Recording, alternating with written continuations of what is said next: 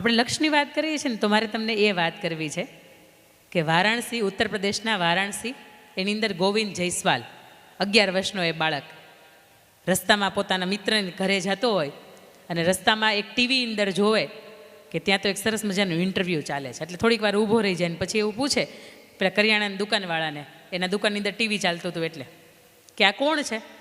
બહુ સરસ મજાના આમ ઠાઠમાઠની સાથે આમ શૂટ બૂટ પહેરીને વ્યક્તિ બોલે છે, આ છે કોણ?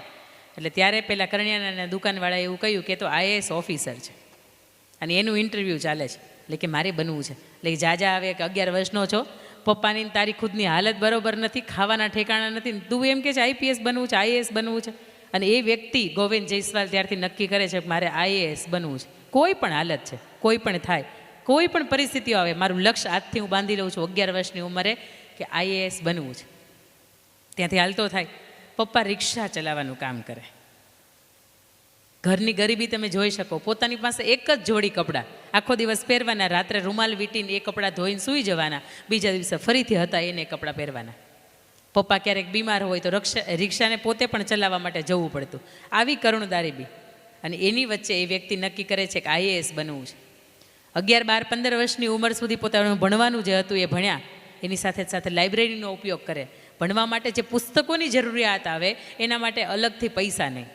સમાજને, પરિવારને, કોઈ નાના મોટા વ્યક્તિને, કોઈ દાતાનો, એનો બધાનો સહારો લઈને એવું કે તમે નાનું મોટું ફંડિંગ આપો, મારે વાંચવા માટે, મારે ભણવા માટે પૈસાની જરૂરિયાત છે, પુસ્તકો મારે ખરીદવા છે.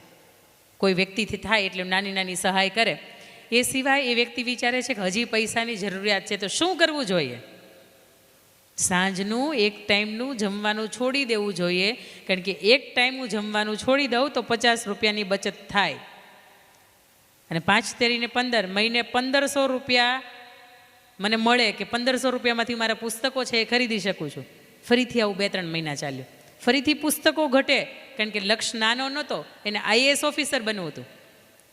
ફરીથી સાહેબ એ ગોવિંદ જયસ્વાલ છે એ બપોરનું જમવાનું છોડી દે છે, એમ દિવસના 100 રૂપિયાની બચત કરે છે, મહિને 3000 રૂપિયાની બચત કરે છે સાહેબ. એમાંથી એ પુસ્તકો ખરીદે, રાત દિવસ વાંચે, એના પપ્પાની સાથે રિક્ષા ચલાવવાનું કામ કરે સાહેબ. અને 2006ની અંદર UPSCની એક્ઝામ લેવાઈ. એની અંદર પહેલા જ પ્રયત્ને આખા ભારતની અંદર 48મા ક્રમાંકની સાથે એ પરીક્ષા પાસ કરે છે. અને આજે ગોવિંદ જયસ્વાલ IAS ઓફિસર તરીકે પોતાની ફરજ બજાવે છે. આ બીજ રોપાણા હતા 11 વર્ષની ઉંમરે, ત્યારે નક્કી કરી નાખ્યું હતું કે આના સિવાય તો કશું જ નહીં. રાત્રે 3 વાગે પણ ઘરની બહાર મારું જે કામ છે ને એનાથી જવાનું થાય. રાતના 4 વાગે પણ જવાનું થાય. રાતના 2 વાગે ઘરે આવવાનું થાય. આ સમાજ, આસપાસની વ્યવસ્થા, એની વચ્ચે તમારું ચરિત્ર સાચવવું, તમારી વફાદારી, તમારી પ્રતિષ્ઠા, તમારી નિષ્ઠા, આ બધું સાચવવું અઘરું છે. એમાંય ભગવાનની દયાથી થોડીક રૂપાળા હોય એટલે વધારે તકલીફ છે. એવું નથી કે બહુ સારું છે. ઘડીક પૂરતું તમે જ્યારે રૂમમાં જોતા હોય ને કાચને, ત્યારે જ ઘડીક સારું લાગે, પણ સમાજની વચ્ચે જાઓ ને ત્યારે એના ઘણા બધા શબ્દો, ઘણા બધાની નજરો, એમાંથી પસાર થવું પડે. અને ઘણી વખત જ્યારે ઘરે આવતા હોય ને ત્યારે આપણને કોઈ એવું પણ કહીને જાય કે તમારી જેવા બહેનો હોય ને રાત્રે 12 વાગે એકલા મુસાફરી ન કરાય. એટલે પછી મારે એને બહુ હસતા મુખે કહેવું પડે કે તમે મારું પર્સ ખોલો ને તો તમને મેકઅપ ન નીકળે, તમને દાંતીઓ ન નીકળે, તમને લિપસ્ટિક એ ન નીકળે, તમને એક સરસ મજાનું ચાકુ નીકળશે અને એનો ઉપયોગ કરતાં મને બરાબર આવડે છે. કારણ કે તમે એક લક્ષ્યની સાથે બહાર નીકળો છો ને, તમે થોડા રખડવા માટે બહાર નીકળો છો. જ્યારે તમારી પાસે લક્ષ્ય છે ને ત્યારે તમે ક્યાંયથી ભટકતા નથી. તમારે લક્ષ્યથી વિશેષ તમે ક્યાંય જતા નથી.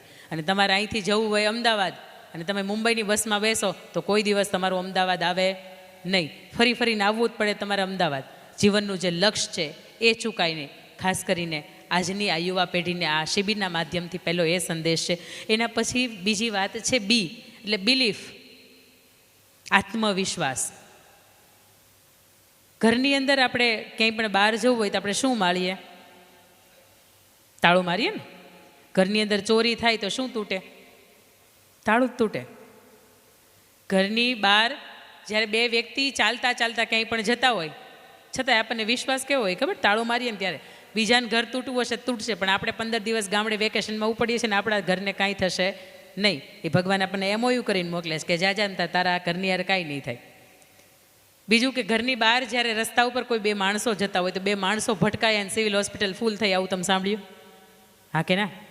નહીં ને? બે માણસો ભટકાય તો એટલો બધો અથડાટ કે એટલો બધો અકસ્માત ન થાય, પણ કોઈ 4 વ્હીલર છે, 2 વ્હીલર છે, ટ્રક છે, એક્ટિવા છે, રિક્ષા છે, એ બધું ભટકાય તો તકલીફ થાય, અકસ્માત થાય. છતાંય જ્યારે દશેરા આવતા હોય, રક્ષાબંધન આવતી હોય, અખાત્રીજ આવતી હોય, હવે શુભ દિવસો આવતા હોય ત્યારે આપણે ફરીથી લઈ આવીએ શું? નવું વાહન. કારણ કે આપણને ખબર છે કે આપણા વાહનને કાંઈ થશે નહીં. આપણે ત્યારે કહેતા હોય યા દેવી સર્વભૂતેષુ વાહન રૂપેણ સંસ્થિતા, કારણ કે આપણને કાંઈ તકલીફ નથી થવાની. મારે ત્યાં સુધી કેવું છે કે લગ્ન લગભગ ગુજરાતના થતા હશે અને એમાંથી 10માંથી અત્યારે 7 દાંપત્ય જીવન ચાલે અને 3 તૂટે. છતાંય જે લોકો ફેરા ફરતા હોય એને એમ વિચાર આવે કે તું ઘડીક ખમી જાતો, આપણે વિચારી લઈએ કે આપણું બરોબર હાલશે કે નહીં. આવો વિચાર આવે ને આપણને પૂરેપૂરો આત્મવિશ્વાસ હોય. પણ જ્યાં પરીક્ષાનું પેપર હાથમાં આવે તો કે હવે એ બરોબર નહીં થાય.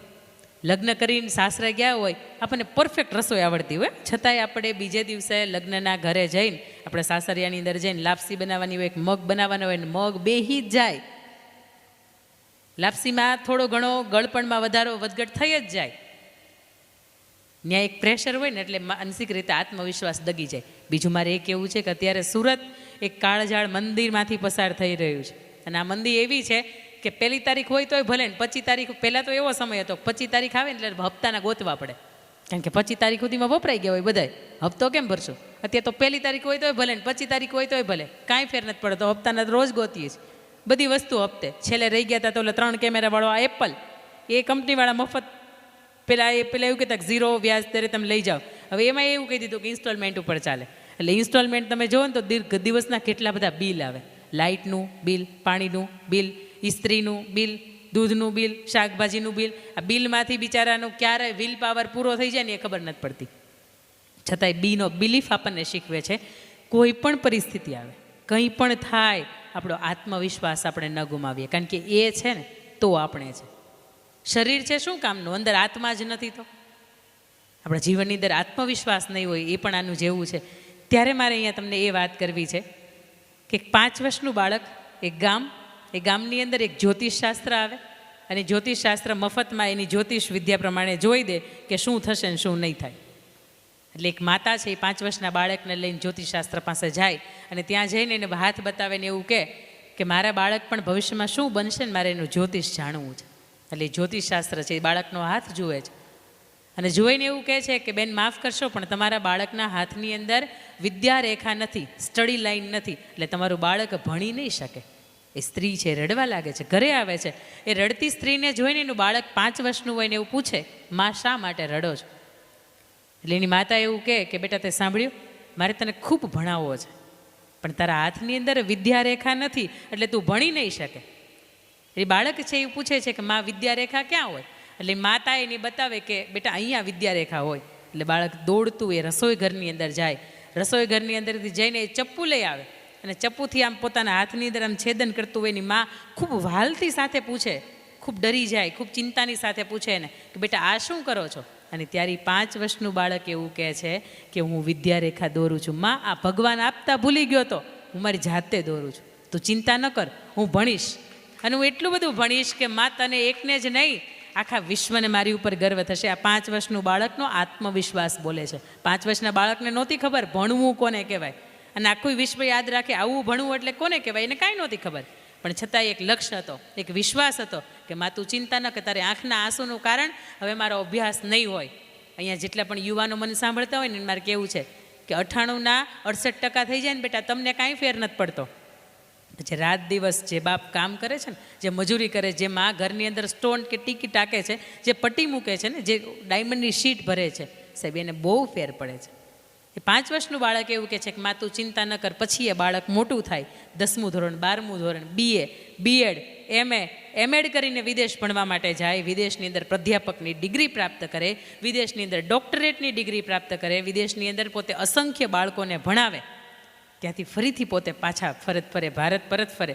2nd vice president of India તરીકે 5 વર્ષ અને પ્રેસિડેન્ટ ઓફ ઇન્ડિયા તરીકે પોતે 10 વર્ષ આ રાજ્યને, આ ભારત વર્ષને સેવા તરીકે આપે છે. અને આજે એનો 5મી સપ્ટેમ્બર જેમનો જન્મદિવસ આપણે શિક્ષક દિવસ તરીકે ઉજવીએ છીએ, એનું નામ શું? ડૉક્ટર સર્વપલ્લી રાધાકૃષ્ણન. એ 5 વર્ષના હતા, હાથની અંદર વિદ્યારેખા નહોતી અને છતાંય એના મમ્મીને એવું કહ્યું હતું કે ચિંતા ન કરો હું ભણીશ. જ્યારે ભગવાન આપતા ભૂલી જાય ને, 6 દિવસે તો એવું કહેવાનું કે મારી મહેનતથી લઈ આવીશ. આને આત્મવિશ્વાસ કહેવાય. ABCDનો C તમને શીખવે છે કેરેક્ટર, ચરિત્ર. બહુ મોટી વાત છે. દેખાવનાય અલગ હોય, ચાવવાનાય અલગ હોય, દેખાડવાનાય અલગ હોય. જે વ્યક્તિને તમને પ્રેરણા સ્ત્રોત માનતા હોય, જે વ્યક્તિ કહે એની ઉપર તમને આંધળો વિશ્વાસ હોય, તો એ વ્યક્તિને 360 એંગલથી તપાસજો પહેલાં, કે જે કહે છે, મને જે વાત કરે છે એ પ્રમાણે એ છે કે નહીં. તમારી વચ્ચે અત્યારે હું ચરિત્રની વાત કરતી હોઉં અને આવતીકાલે તમે મને કોઈ વેસુના કેફેમાં 3/4 પહેરેલા કે સ્લીવલેસ પહેરેલા કે શોર્ટ્સ પહેરેલા કપડાની અંદર તમે જુઓ, તો તમારા મનની અંદર આજની વાત 0 થઈ જાય. અને ચરિત્રની વાત મનની ઉપરથી કે મંચ ઉપરથી કે માણસોની વચ્ચે માઇકની માંથી ત્યારે જ બોલી શકાતી હોય જ્યારે તમે એ જીવતા હોય. અને દુનિયાનો કોઈ પણ માણસ તમે લઈ લો, એ 5 કરોડનું મકાન બાંધે ને તો એના બાજુની અંદર કોઈક 10 કરોડનું મકાન બાંધે ને એવી શક્યતા છે. કારણ કે તમારી પાસે 5 કરોડ છે તો કોકની પાસે એનાથી ડબલ છે. કોઈ 5 લાખ રૂપિયાની ગાડી લઈ આવે તો કોઈ 10 લાખ રૂપિયાની મર્સિડીઝ કે રોલ્સ રોય એનાથી વિશેષ મોંઘી લઈ આવે. પણ ચરિત્ર એક જ એવી બાબત છે કે જ્યાં તમારી કોઈ પણ વ્યક્તિ બરાબરી ન કરી શકે. આ સાધુ સંતોને તમારા કરતાં ચહેરા એના મેકઅપ વગરના ઉજળા એટલા માટે લાગે છે કે એના જીવનની અંદર બ્રહ્મચર્ય છે. આજે તમને મને એમ થાય કે આપણે કોઈ પણ વ્યક્તિની બરાબરી કરવી છે, કોઈ પણ વ્યક્તિની કોપી કરવી છે. ક્યારે એમ થયું કે આ સંતો કેટલા સરસ રીતે પોતાનું નિર્મળ રીતે જીવન જીવે, ક્યારેક આવો ને આપણે એની કોપી કરીએ. આવો ને આપણા જીવનની અંદર જેટલું પણ થઈ શકે છે એટલા કેરેક્ટરનું પાલન કરીએ. કારણ કે વ્યક્તિ કેટલોય પણ ઉપર જાય, જ્યારે એ વ્યક્તિ એનું કેરેક્ટર, એનું ચરિત્ર ગુમાવી દે છે ને, ત્યારે એ સમાજની વચ્ચે માથું ઊંચું કરીને ચાલવા જેવો રહેતો નથી. આજે ઘણી વખત એવા અનુભવો થાય કે રસ્તામાં જતા હોય ને તો 5, 10, 15 વ્યક્તિઓના ટોળા ધૂમ ધૂમ બાઇક લઈને જતા હોય, 4 વ્હીલની અંદર ધમધગાડતા સોગ વાગતા હોય, એ લોકો જતા હોય. એલફેલ ભાષાની અંદર કોઈ પણ સ્ત્રીની સાથે બોલે, એની માતાએ એને આવું નથી શીખ્યું, એનું શિક્ષણ પણ એને આવું નથી શીખવતું. એની સંગત બદલે છે ને એટલે બદલે છે બધું. પણ ત્યારે મારે તમને એ કહેવું છે કે બેટા, તમે કોના સંતાન છો? તમારા મા બાપ કોણ છે? તમારું કુળ શું છે? તમે શું ભણો છો? તમારી આસપાસ તમારા આ વર્તનથી કેટલા વ્યક્તિને અસર થઈ શકે છે? આ બધાનો વિચાર. અને શ્રીમદ ભાગવદ્ ગીતાની જ્યારે મને મળી છે ને તો મારું એનું વાંચન લગભગ રોજનું છે, 1.5 કલાકનું. એની અંદર આખા શ્રીમદ ભાગવદ્ ગીતામાંથી લગભગ હું 19 વખત પસાર થઈ છું. આખી શ્રીમદ ભાગવદ્ ગીતામાંથી તમને કાંઈ યાદ ન રહે ને તો કંઈ વાંધો નહીં, એને બંધ કરીને સૌથી પહેલી વાત, હું કોણ છું? મારું નામ અંકિતા છે એમ નહીં, હું કોણ છું? બીજી વાત કે હું જે જગ્યાએ છું એ જગ્યા બરોબર તો છે કે નહીં? હું અહીંયા ઊભી છું તો બહુ સારી લાગુ. આના સિવાયની દુનિયાની 8, 10, 15, 20 એવી જગ્યા હશે કે ત્યાં એક સ્ત્રી તરીકે ઊભું ન રહેવાય અને ત્યાં તમે ઊભા હોય તો ન સારા લાગો. એટલે શ્રીમદ ભાગવદ્ ગીતા બીજી વાત તમને એ શીખવે છે કે હું કોણ છું, બીજું કે હું ક્યાં છું, એ જગ્યા શું છે, અને ત્રીજી વાત કે હું કોનો છું. મારા મા બાપનો, મારા ગઢા મા બાપનો, મારા સમાજનો, મારા કુટુંબનો, મારા પરિવારનો તો છું જ, છેલ્લે હું ઈશ્વરનો છું. અને એને ન ગમતું એવું મારાથી ન કરાય, મારા મા બાપને ગમતું ન હોય એવું મારાથી ન કરાય.